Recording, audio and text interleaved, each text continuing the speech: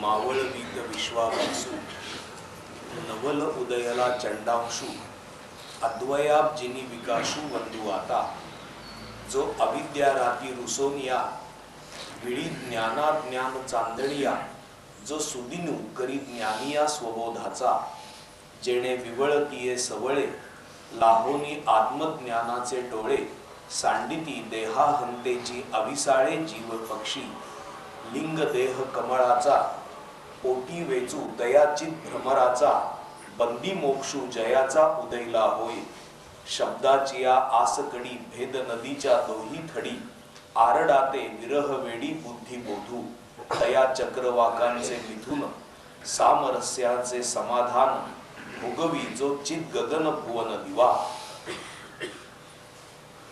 16व्या अध्यायातलं ज्ञानेश्वर महाराजांनी केलेलं जे गुरुस्तवन आहे ते आपण पाहतो आहोत. सद्गुरूंना एका आगळ्या वेगळ्या अद्भुत अशा सूर्याची उपमा ज्ञानेश्वर महाराजांनी दिलेली आहे. नेहमीचा सूर्य जो जगताला प्रकाशित करतो तो सूर्य आणि हा सद्गुरु रूपी सूर्य याच्यामध्ये ज्ञानेश्वर महाराजांनी फरक केलेला आहे. जर हा सूर्य जगताला प्रकाशित करत असेल तर सद्गुरु रूपी सूर्य जगताभास मावळवून टाकतो.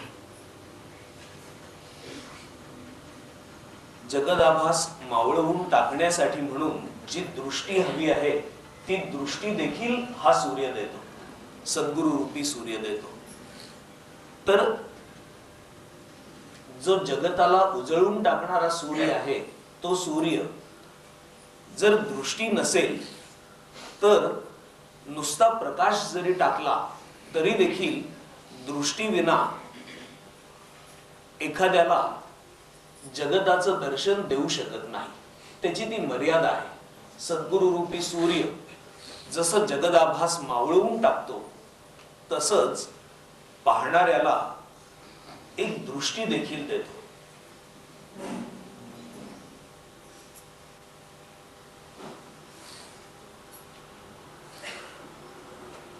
शब्दाची आसकडी भेद नदीच्या दोही थडी आरडाते विरह वेडी बुद्धी बोधू तया चक्रवाकांचे मिथुन सामरस्याचे समाधान भोगवी जो चित गगन भुवन दिवा.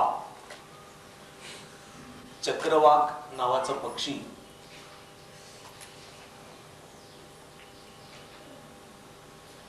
त्याचं मिथुन म्हणजे जोडपं. हा चक्रवाक पक्षी दिवसा आपल्या मादी बरोबर राहतो. तिच्याशी तो एकरूप पावतो आणि रात्रीच्या वेळेला त्या दोघांची ताटातूट झाल्यामुळं विरहामुळं ते ओरडत राहतात. म्हणजे हा नर ओरडतो आणि मग मादी प्रतिसाद देते. अशा प्रकारे चक्रवाकांचं हे ओरडणं एका चक्राच्या गतीने सतत चालू असतं. रात्रभर ते विरहानी ओरडत असतात.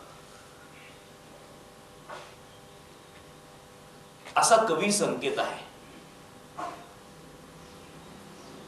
कवी कल्पना आहे. ज्ञानेश्वर महाराज असं म्हणतात की बुद्धी आणि बोध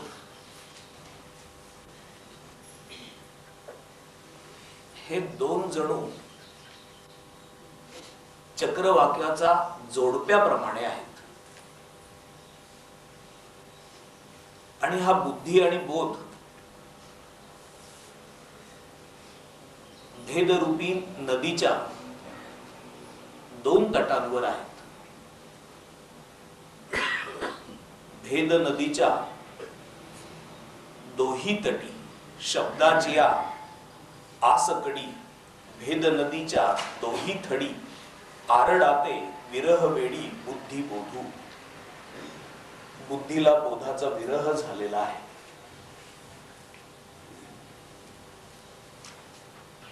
शब्दाच्या शब्दरूपी जंजाळामध्ये सापडल्यामुळं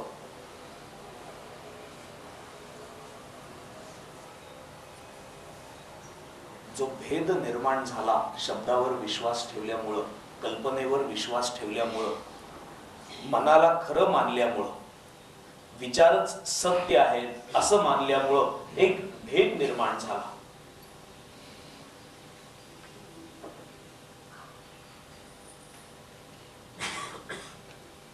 उपनिषद असं म्हणतात की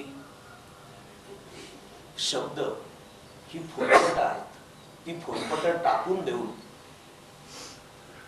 फुलपटाच्या आत असणारा जो दाणा आहे त्याचा स्वीकार करावा.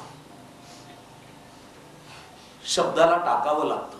शब्दाशिवाय जरी समजत नसलं तरी शब्द म्हणजे सर्व काही नाही. शब्द हे निर्देशित करण्यासाठी असतात. शब्द म्हणजे ज्ञान नव्हे, तर शब्द आणि ज्ञान याच्यामध्ये फरक आहे.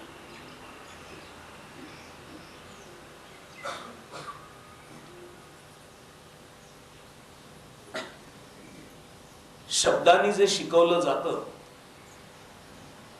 तो ज्ञानाला पर्याय होऊ शकत नाही. ज्ञान हे जे शिकवलं जातं त्याच्या बाहेर राहतं. ज्ञानाचा अनुभवच घ्यायला लागतो. ज्ञानाची प्रचितीच घ्यायला लागते. प्रचितीशिवाय ज्ञान हे सुख देऊ शकत नाही. शब्दाचं ज्ञान हे सुख देऊ शकत नाही. अगदी व्यवहारामध्ये देखील त्याची प्रचिती घ्यायला लागते.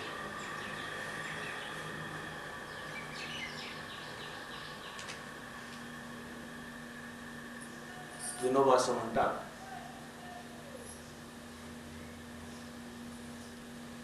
की मुलाला प्रश्न पडतो वाचताना अश्व हा शब्द आल्यावर, आणि तो म्हणतो की अश्व म्हणजे काय.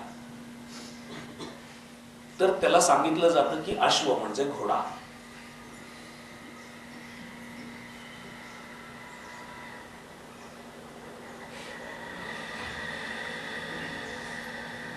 आणि जर एखाद्याला घोडा या शब्दाचा अर्थ माहित नसेल तर त्याला सांगायला लागतं की घोडा म्हणजे अश्व. पण घोडा, खरा घोडा हा अश्व या शब्दातली नाही आणि घोडा या शब्दातली नाही. जर त्याचा खरा अर्थ समजायचा असेल तर एखाद्याला तबेल्यात नेलं पाहिजे. तिथं तो जो उभा आहे तो दाखवला पाहिजे. तो दाखवला म्हणजे मग समजेल की हा अश्व आणि हाच घोडा. शब्द हे यथार्थ ज्ञान देऊ शकत नाहीत. जर यथार्थ ज्ञान हवं असेल तर त्याला त्याची प्रचिती द्यायला लागते. अश्व या शब्दाचा खरा अर्थ तबेल्यात उभा आहे असं ते म्हणतात. घोडा या शब्दामध्ये नाही. शब्द हे मर्यादित अर्थाने ज्ञान देऊ शकतात.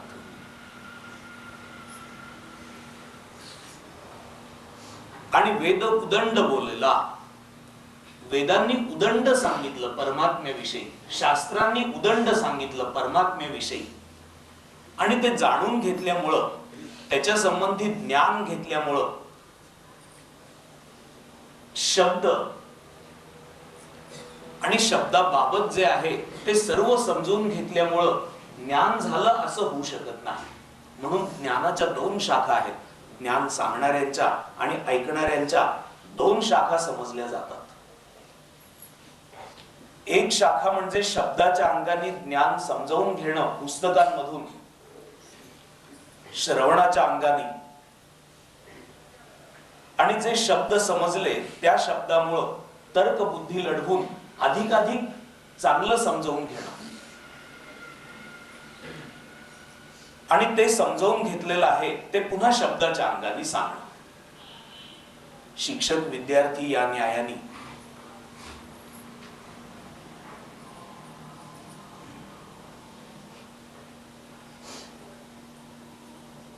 समजावून सांगितलं जातं.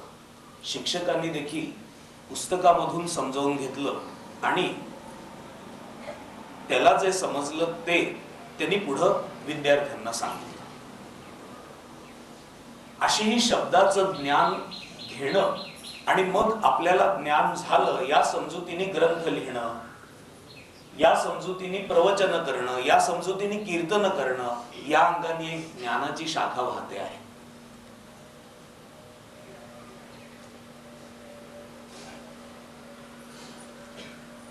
अशा रीतीने ज्यांनी शब्दाचा अभ्यास करून जे त्याच्यात मातब्बर झाले, अशा शास्त्री पंडितांना शांती, समाधान, दया, प्रेम या गोष्टी येत नाहीत असं दिसतं.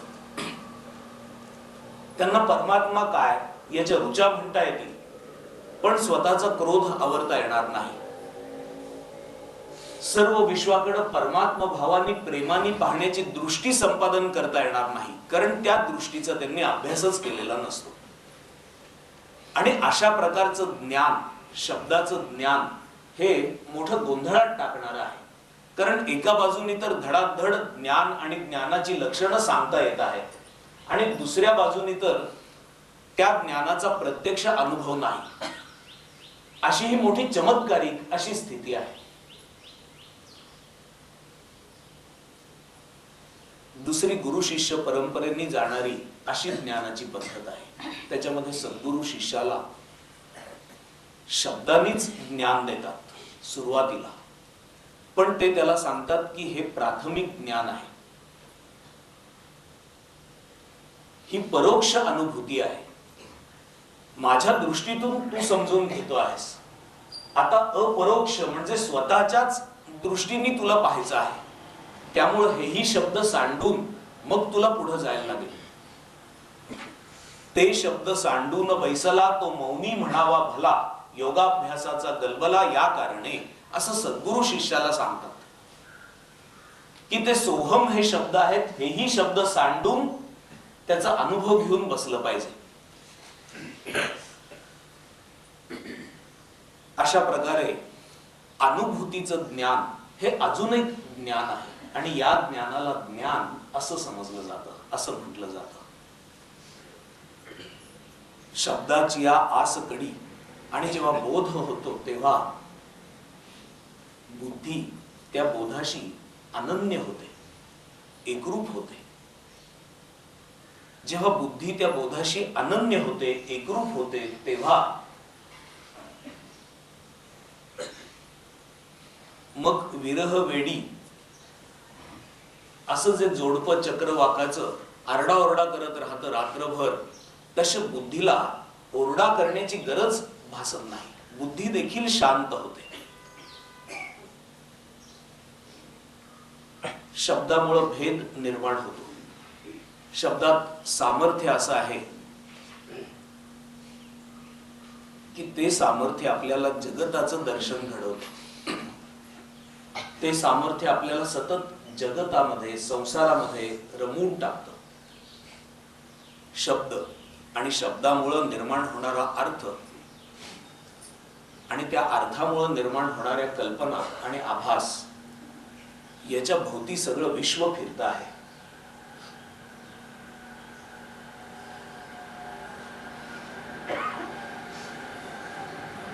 आपण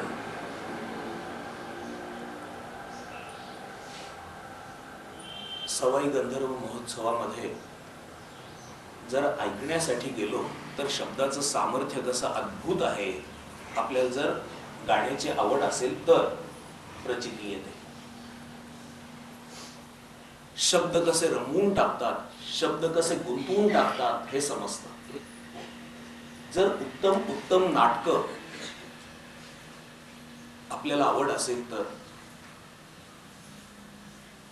आपल्याला रंगवून टाकतात, त्या भावाशी एकरूप करून टाकतात. शब्दाचं आवाहन हे फार मोठं आवाहन आहे.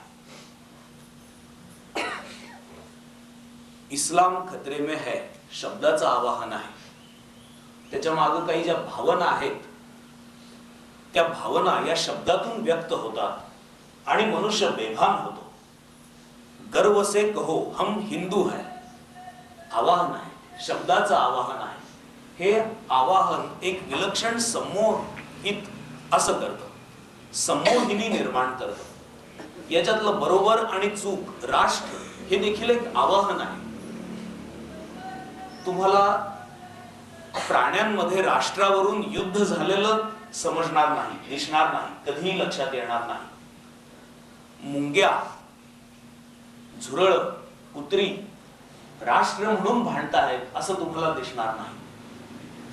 प्राण्यांच्या जगतामध्ये शब्दांनी निर्माण झालेलं संमोहन नाही आणि मनुष्याच्या जगतामध्ये शब्दांनी निर्माण झालेलं संमोहन आहे. हे जेव्हा संमोहन आहे तेव्हा राष्ट्र ही संकल्पना आली.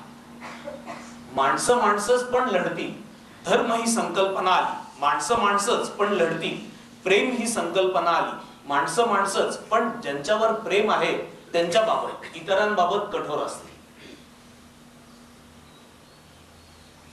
शब्द कसे गुंतवून टाकतात. शब्दाची या आसकडी, या शब्दांनीच भेद निर्माण होतो. हा शब्द आणि शब्दामध्ये गुंतून पडणं, शब्दामध्ये वाहून जाणं हे जवळपास सर्व ठिकाणी दिसतं. आणि ज्या ठिकाणी दिसत नाही त्या ठिकाणी बुद्धी आणि बोध एकत्र आलेले आहेत असं समजायला हरकत नाही.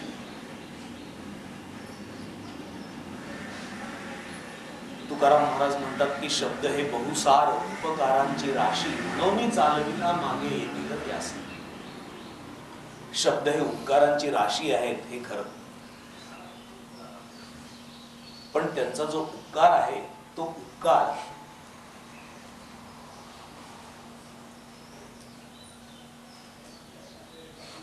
अपकार ठरू पाहतो आहे. अशा प्रकारे शब्दांनी विविध प्रकारचे भेद निर्माण केले. शब्दांनी विविध प्रकारचे पक्ष निर्माण केले, राजकीय पक्ष निर्माण केले, अनेक प्रकारची मंडळं निर्माण केली.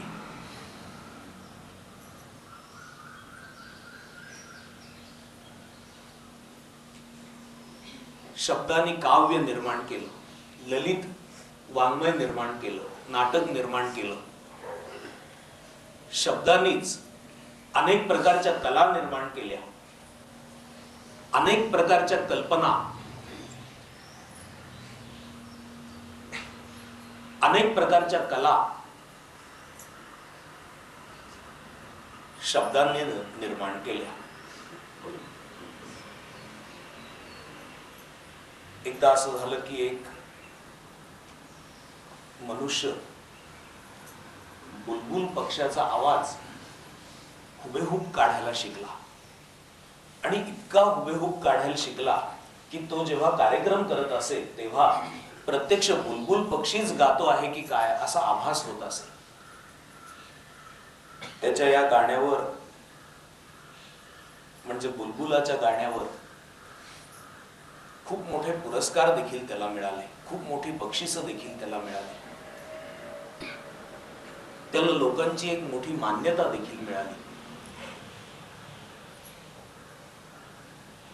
त्याला असं वाटणं स्वाभाविक होतं की ज्या देशामध्ये मी राहतो त्या देशाच्या सम्राटाकडून मला पुरस्कार मिळावा, त्याच्या कानावर माझी कला जावी. आणि खरोखरच त्या देशाच्या सम्राटाच्या कानावर त्याची कला गेली आणि त्या सम्राटाला असा आग्रह केला गेला की या मनुष्य जातीचा, पण बुलबुलाच्या आवाजात बोलणाऱ्या अशा माणसाला आपण पाचारण करावं आणि त्याच्याकडून संगीत ऐकावं. तो त्या वाणीशी इतका एकरूप झालेला होता की मनुष्य वाणी जवळपास विसरून गेलेला होता. सम्राटाने त्याला बोलावलं. सम्राटाच्या दरबारात तो गेल्यानंतर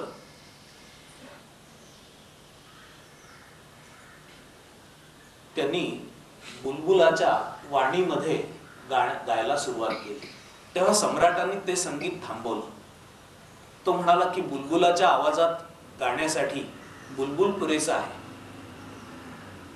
त्याच्यासाठी तुझी काही आवश्यकता आहे असं मला वाटत नाही. तू तुझ्या आवाजात गायला शिक.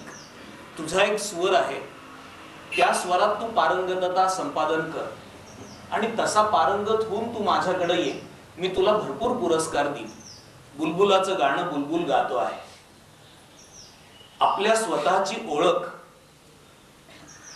शब्दामुळे विसरली जाते. तू ती ओळख संपादन कर. मला तुझी ती ओळख हवी आहे, अशी विसरलेली भ्रांत झालेली अशी स्थिती मला नको. हे तुझं गाणं ऐकायला मी उत्सुक नाही, असं सम्राट म्हणाला आणि त्यांनी त्याला परत पाठवून दिलं. शब्दाची या आसकडी भेद नदीच्या दोही थडी. शब्दामुळे निर्माण झालेला जो भेद आहे, परमात्मा स्वरूप, निखळ स्वरूपाच्या तिथून बाहेर पडताना, जगता करता म्हणून बाहेर पडताना, देहा करता देह बुद्धी करता म्हणून बाहेर पडताना शब्द निर्माण होतो. आणि हा शब्द बाहेर पडताना भेद देखील निर्माण करतो. आणि त्यामुळं या जगताविषयीचं ज्ञान घेणारा जो आहे, तो आपल्या ठिकाणी असणारा बुद्धीचा, जाणीवेचा असा भाग आणि प्रत्यक्षात असणारी स्वरूप स्थिती यांच्यामध्ये एक फार मोठी दरी निर्माण होते. म्हणून बुद्धी आणि बोध हे भेद नदीच्या दोन्ही तीराला विभागले जातात. शब्दाची या आसकडी भेद नदीच्या दोही थडी, आरडाते विरह वेडी बुद्धी बोधू. आणि ती बुद्धी मग विरहाने ओरडायला लागते, थेट त्या चक्रवाकाच्या जोडप्यासारखी.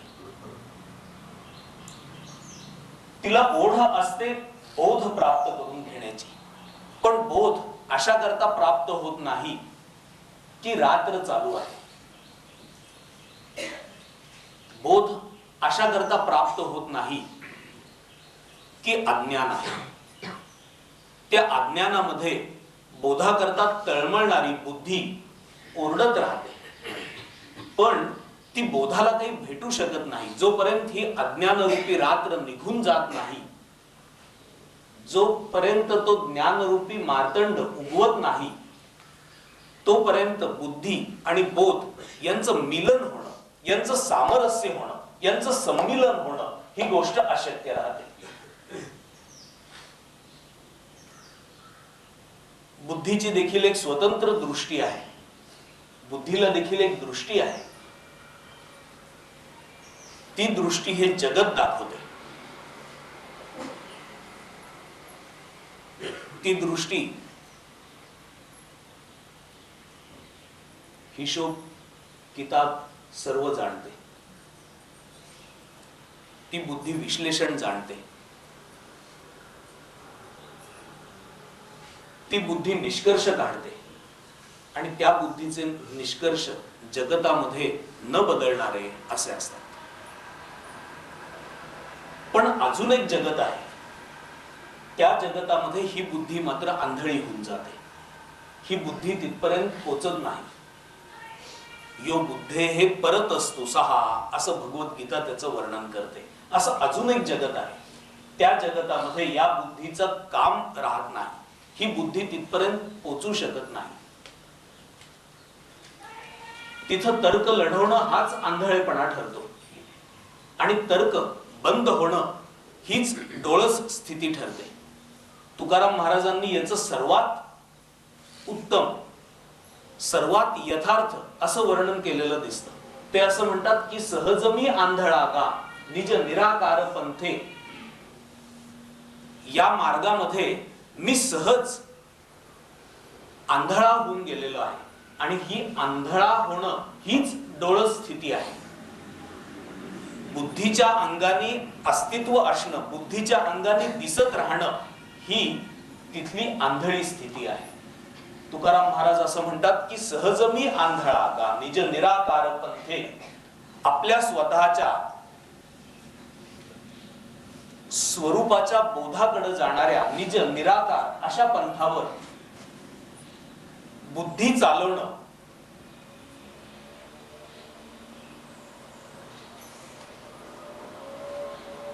म्हणजे काहीही पदरात न पाडण्यासारखं आहे. आणि बुद्धी न चालवता जगताच्या दृष्टीने आंधळा असा मी लख प्रकाशामध्ये पाहू शकतो. वृत्ती हे निवृत्त झाली आणि वृत्ती म्हणजे शब्द हे वृत्ती ही शब्दाच्या अंगानेच उठत असते. शब्दाशिवाय वृत्ती ही जवळपास अशक्य आहे. फार तर एखाद वेळेला दृश्याच्या अंगाने वृत्ती तरळू शकेल. वृत्ती हे निवृत्त झाली कारण त्या ठिकाणी वृत्ती शून्य अशी स्थिती प्राप्त झाली. जन न दिसे तेथे. त्यामुळं सहजच वृत्ती नाहीशी झाल्यामुळं जन याचा अर्थ संसार सर्व नाहीसा होऊन गेला. वृत्ती नाहीशी झाल्यामुळं मी आणि माझं देखील नाहीसं झालं. मी माझे हरपले ठाई जेथींच्या तेथे.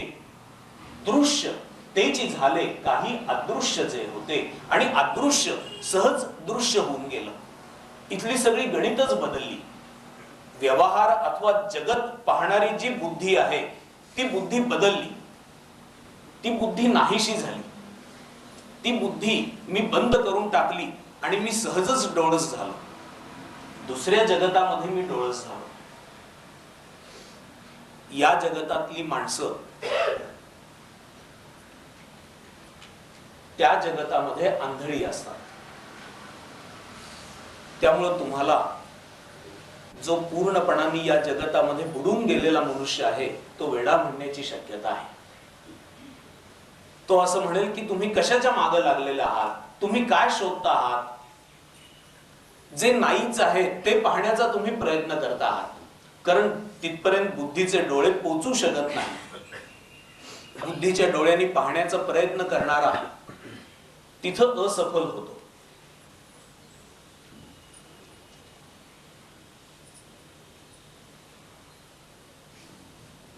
ज्याला बोधाचे डोळे प्राप्त झाले, बोधाची दृष्टी प्राप्त झाली, त्याला हे जगत दिसत नाही. मावळवीत विश्वाभासू नवल उदयला चंडांशू. विश्वाभास नाहीसा होऊन जातो.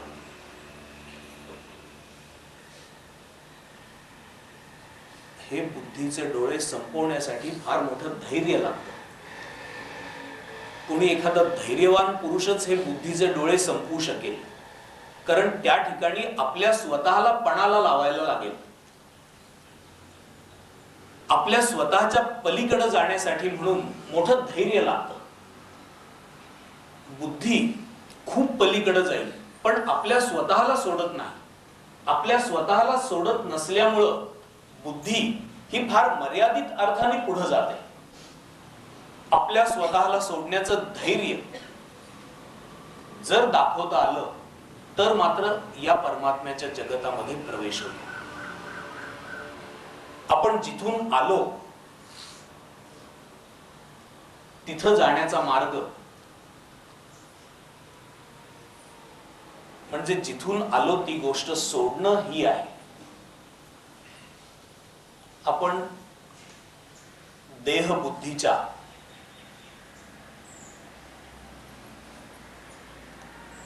झरोक्यातून या जगतामध्ये प्रवेश केलेला आहे. आता जर परत जायचं असेल तर देह बुद्धीचा झरोका सोडूनच परत गेलं पाहिजे. रस्ता एकच आहे. पण आपल्याला मात्र त्या रस्त्यावरून उलट चालायला लागेल. जर आपण उलटे चाललो तर जसे आलो तशाच पद्धतीने उलट चालून आपण मागं दूर होऊन जाऊ शकू. या जगतापासून वेगळे होऊ शकू. मी एक अशी गोष्ट वाचलेली होती की एक साधू एका मठीमध्ये, बंद मठीमध्ये बसलेला असताना एका झरोक्यातून एक कबूतर आत आला आणि कबूतर आत आल्यानंतर थोड्या वेळ इकडं तिकडं फिरलं आणि मग त्याला बाहेर पडायचं होतं.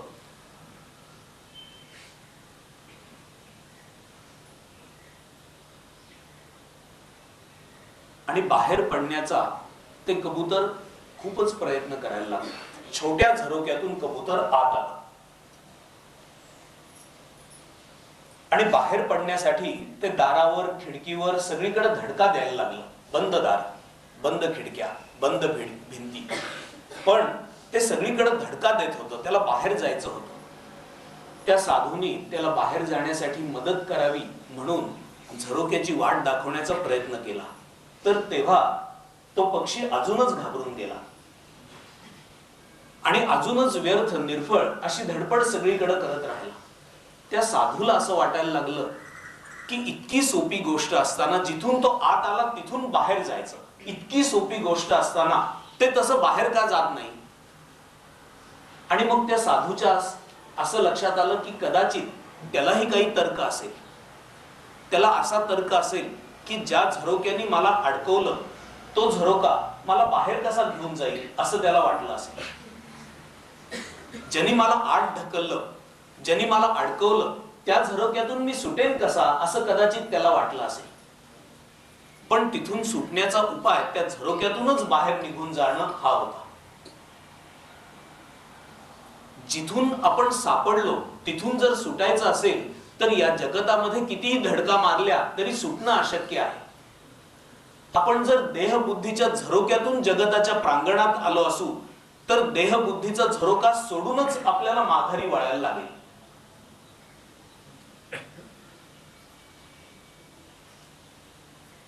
आणि हे जोपर्यंत घडत नाही तोपर्यंत बुद्धी आणि बोध यांच्यामध्ये अंतर हे राहणारच. कारण बुद्धीने कितीही प्रयत्न केला तरी देखील बुद्धीला आपल्याला स्वतःला सोडता येत नाही ही अडचण आहे.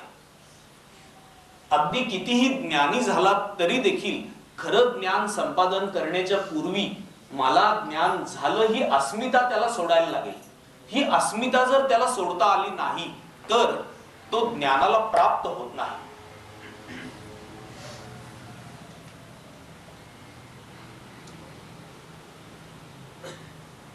आणि जो बोधाला प्राप्त होतो त्याच्या ठिकाणी मला बोध झालेला आहे असा देखील अहंकार नसतो.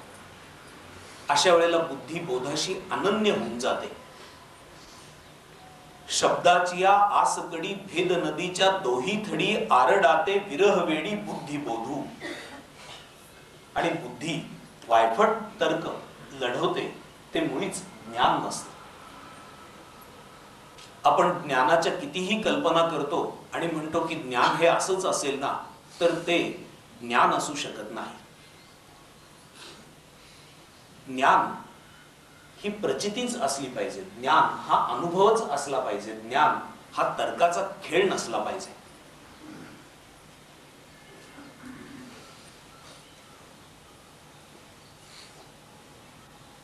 प्रकारचे तर्काचे खेळ या जगतासंबंधी आणि जगताच्या व्यवस्थेसंबंधी अनेक मांडले गेलेले आहेत.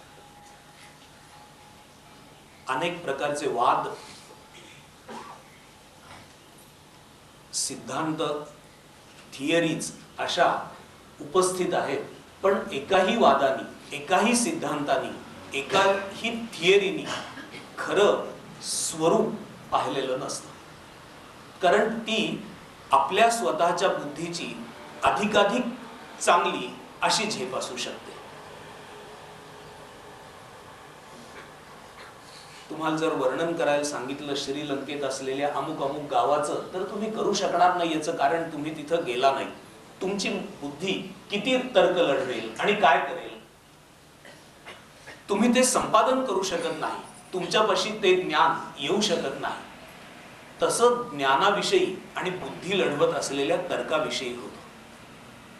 बुद्धी काहीही तर्क लढवते आणि कितीही तर्क लढवते. बुद्धीच्या तर्काने काहीच सिद्ध होऊ शकत नाही अथवा असिद्ध देखील होऊ शकत नाही.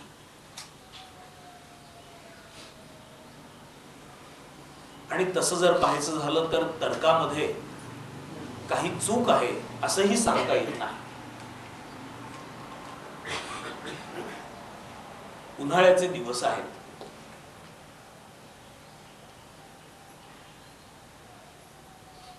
खूप उकडत आहे. तुम्ही झोपलेले आहात पण झोप लागत नाहीये.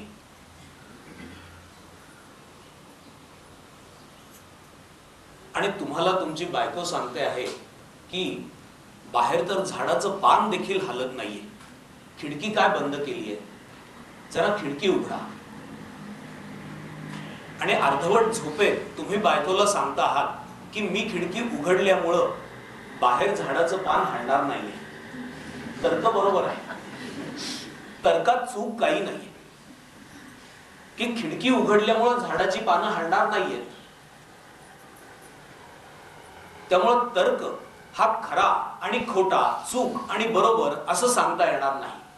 पण ज्या कारणाकरता तुम्हाला खिडकी उघडायला सांगितली जाते आहे ते तुम्हाला समजत नाहीये. तुमची बुद्धी जो काही तर्क लढवेल त्या तर्कापर्यंत ज्ञान असणार नाही. जर ज्ञानापर्यंत जायचं असेल तर तीही बुद्धी सोडून कुठेतरी पलीकडे जाता आलं पाहिजे, तरच ज्ञानापर्यंत जाता येईल. त्यामुळं आपल्या स्वतःलाही सोडून जर पुढे जाता आलं तर ज्ञानापर्यंत पोहोचता येईल. आणि जोपर्यंत ते होत नाही तोपर्यंत बुद्धीची ही तडफड त्या चक्रवाक पक्षाच्या मादीसारखी विरहाने ओरडणारी ही कायमच राहणार. तया चक्रवाकांचे मिथुन सामरस्याचे समाधान भोगवी जो चित गगन भुवन दिवा. काल एक प्रश्न सत्संगामध्ये असा होता की बुद्धी आणि बोध असं सांगितलं, मग मनाचं काहीच काम नाही का? मला वाटतं मी आणला सुद्धा असेल उद्या. ज्ञानेश्वरीतील चक्रवाकाचे मिथुन व बुद्धी बोधाचे ऐक्य हा दृष्टांत छान वाटला, छान झाला. तेव्हा आत्मबोध बुद्धीला होतो की मनाला? बुद्धीला होत असेल तर मग मनाचे काय होते? बुद्धी देखील आपल्या स्वतःला सोडून जेव्हा पुढे जायची तयारी दर्शवते तेव्हा बोधाची गाठ पडते. आणि मनाला सुद्धा आपल्या स्वतःला विसरायला लागतं तेव्हा बोधाची गाठ पडते. बुद्धी, चित्त, मन, अंतःकरण, अहंकार या आपल्या शुद्ध जाणीव शक्तीच्या जगतामध्ये कार्य करण्यासाठी उपयोगी पडणाऱ्या अशा वेगळ्या वेगळ्या बाजू आहेत. एकाच शक्तीच्या वेगळ्या वेगळ्या बाजू आहेत. कार्यानुसार कोणाला बुद्धी असं म्हणतात, कोणाला मन असं म्हणतात, कोणाला चित्त असं म्हणतात, कोणाला अंतःकरण असं म्हणतात. एकाच वस्तूच्या या वेगळ्या वेगळ्या बाजू आहेत, वेगळी वेगळी अंग आहेत. म्हणून मन निर्मळ करायला लागतं. मन करारे निर्मळ सर्व सिद्धींचे कारण. मन निर्मळ करायला पाहिजे, एक बाजू शुद्ध झालीच पाहिजे. बुद्धी अग्र करायला पाहिजे, सूक्ष्म करायला पाहिजे, शुद्ध करायला पाहिजे, तिचे निश्चय शुद्ध व्हायला पाहिजे. दुसरी बाजू देखील परिपूर्ण शुद्ध होणं आवश्यक आहे. अंतःकरण निर्मळ होणं आवश्यक आहे आणि चित्तामधलं चिंतन देखील सांभाळणं आवश्यक आहे. मन, बुद्धी आपण आपल्या सोयीसाठी वापरणारी, कार्यासाठी वापरणारी अशी अंग आहेत. एकाच शुद्ध आत्मवस्तूच्या अशुद्ध कारणासाठी म्हणजे जगताची व्यवहार करण्याच्या कारणासाठी म्हणून वापरली जाणारी अशी ही साधनं आहेत. त्यामुळे बुद्धीलाही मागं सारायला लागेल, मनालाही मागं सारायला लागेल. चित्ती बैसले चिंतन नारायण नारायण. हे नारायण काय आहे? चित्तम चित्त विजानीया विकाररहितम यदा तकाररहितम यदा तकार तू विषयाध्यासः. चित्त खरं, पण चित्त या संज्ञेला का आलं तर तकारामुळे आलं. तकार म्हणजे विषयाध्यास असं शास्त्र सांगतं. त्यामुळे या सर्व गोष्टी सांभाळल्या पाहिजेत आणि सोडून दिल्या पाहिजेत, याच्या पलीकडे गेलं पाहिजे, तरच बुद्धी आणि बोध यांचा विरह संपून जाईल. तया चक्रवाकांचे मिथुन सामरस्याचे समाधान भोगवी जो चित गगन भुवन दिवा. चित गगनामध्ये, चिदाकाशामध्ये जो भुवन दिवा ज्ञान देणारा सूर्य आहे, तो सूर्य जेव्हा उगवतो तेव्हा त्या चक्रवाकाच्या मिथुनाला सामरस्याचं समाधान पुन्हा एकदा प्राप्त होतं. फार सुंदर अशा या दोन ओव्या आहेत. ज्ञानेश्वर महाराजांनी सगळा वेदांत याच्यामध्ये दाटीवाटीने आणून बसवलेला आहे. शब्दाची या आसकडी भेद नदीच्या दोही थडी आरडाते विरह वेडी बुद्धी बोधू तया चक्रवाकांचे मिथुन सामरस्याचे समाधान. या चक्रवाकांना, दोन तटांवर असणाऱ्या दोन पक्षांना पुन्हा एकमेकांशी समरस जर कोणी करत असेल तर सद्गुरु रूपी सूर्य उगवल्यानंतर चित गगनामध्ये बुद्धी बोधाशी एकरूप होऊन जाते. आपल्या स्वतःचा अहंकार नाहीसा करून एकरूप होऊन जाते. या एकरूपत्वामध्ये द्वैत नाही. मी जे म्हटलं की आपल्या स्वतःला सोडायला लागेल. आपल्या स्वतःला सोडल्याखेरीज खऱ्या अर्थाने सामरस्याचं समाधान मिळू शकत नाही. कधीच मिळू शकत नाही.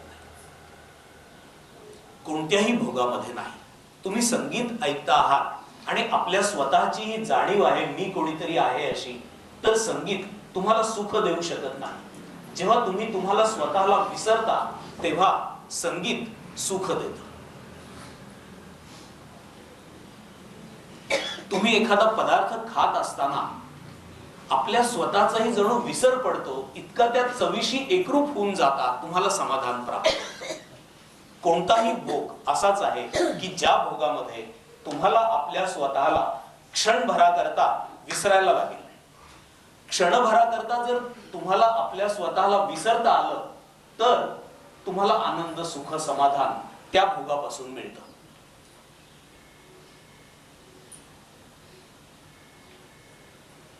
इथं देखील परमात्म भोगामध्ये देखील मनाला आपल्या स्वतःला सोडून बोधाशी एकरूप व्हायला लागेल. बुद्धीला आपल्या स्वतःला सोडून बोधाशी एकरूप व्हायला लागेल. चित्ताला आपल्या स्वतःला सोडून बोधाशी एकरूप व्हायला लागेल. अंतःकरणाला आपल्या स्वतःचे सर्व भाव विसरून बोधाशी एकरूप व्हायला लागेल. अहंकाराला आपलं बाह्य स्वरूप विसरून आतल्या शुद्ध मीशी एकरूप व्हायला लागेल. तया चक्रवाकांचे मिथुन सामरस्याचे समाधान भोगवी जो चित गगन भुवन दिवा. अशा प्रकारचा हा भोग आहे. या भोगामध्ये सामरस्य आहे बुद्धी आणि बोध यांचं. पण या सामरस्यामध्ये बुद्धीनी आपलं असणेपण सोडून दिलं तरच बोधाशी एकरूप होता येतं. आणि याच्यामध्येच खरं समाधान आहे. याच्यामध्ये अद्वैत आहे. जोपर्यंत द्वैत आहे तोपर्यंत, जोपर्यंत दोन आहे तोपर्यंत भोगाचं समाधान हे मिळू शकत नाही. असं असल्यामुळं बुद्धी बोधाशी अनन्य होऊन जाते. आणि बुद्धीनी बोधाशी हे अनन्य होणं हे देखील चित गगनामध्ये सद्गुरु रूपी सूर्य उगवल्यामुळंच शक्य होतं. त्यामुळे हा भोग देखील घडवून आणणारे सद्गुरु असतात असं ज्ञानेश्वर महाराज म्हणतात. त्यांनी शब्द असं वापरलाय की भोगवी जो चित गगन भुवन दिवा. जेणे पहालिये पहाटे भेदाची चोर वेळ फिटे. विघती आत्मानुभव वाटे पांथिक योगी. पुढच्या वेळेला आता आपण पाहू. खरंच हे काय लिहिलेलं आहे आपण चकित होऊन जातो.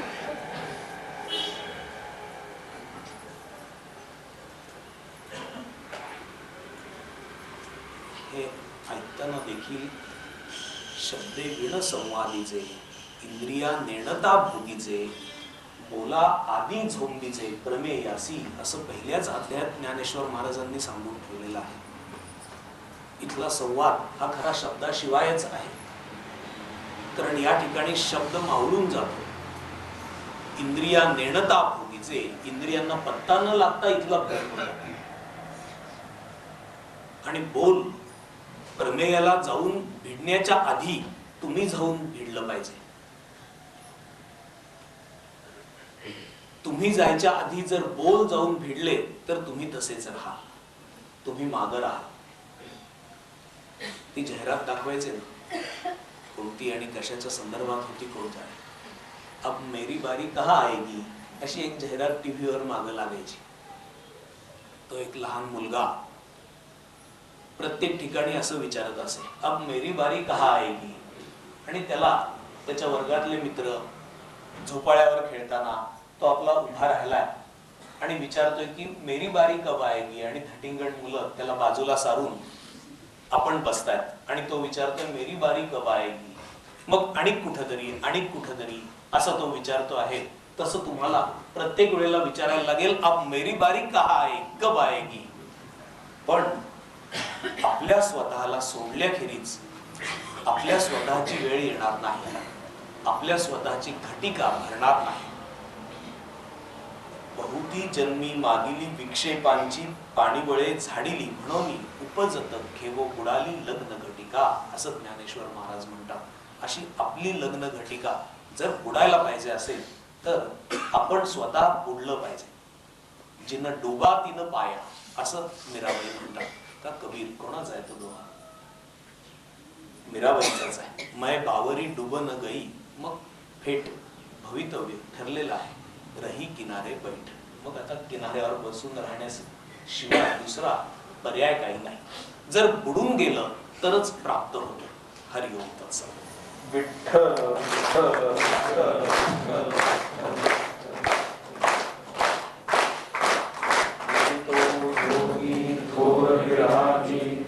तत्वज्ञानी संत तो सत्कविवर परात्पर गुरु ज्ञानदेव भगवंत. ओम ईशावास्यम इदं सर्वं यत्किंच जगत्यां जगत् तेन त्यक्तेन भुञ्जीथा मातृदर्गस्य स्वीकृतम्. ओम शांति शांति शांति.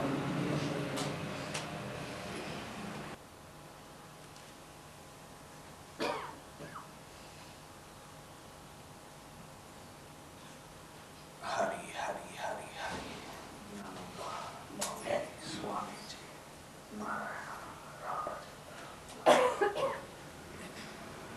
बोला जगद्गुरु श्री ज्ञानेश्वर महाराज